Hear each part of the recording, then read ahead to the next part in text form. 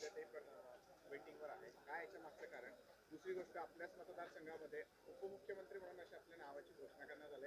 कार्यकर्त्यांच्याही मनात तशाच भावना आहेत.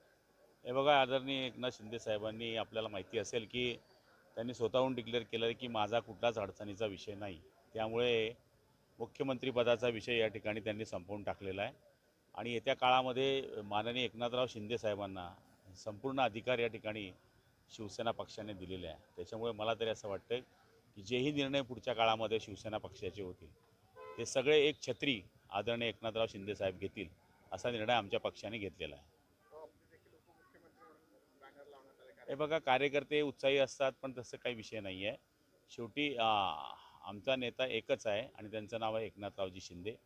ते आदेश करतात, तशा पद्धतीने आम्ही काम करत असतो आणि पुढच्या काळातही तसंच काम करत राहू.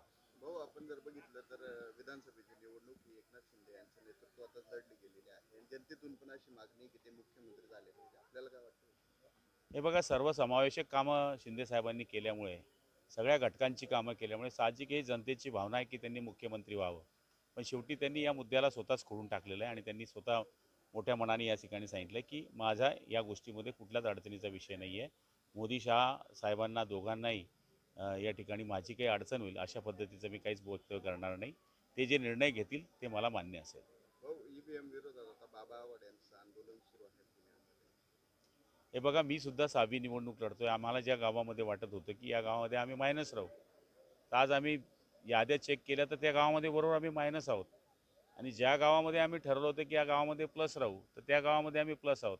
आता कसं आहे, लहान मुलं असताना रडीचा डाव खेळता, तसा हा रडीचा डाव चालू आहे आणि मला तरी असं वाटतं की जिंकून आले तर एम चांगलं आहे आणि पडून गेले तर मग वाईट आहे. संजय राऊत यांनी सांगितलं आहे की मुख्यमंत्री एकनाथ शिंदे यांचं मानसिक संतुलन खराब झालेलं आहे.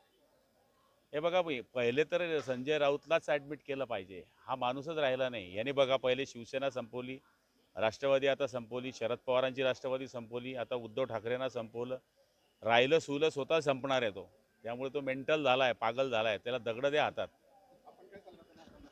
दगडं घे हातात आणि फिर म्हणा तू भिवंडीच्या बाजारात.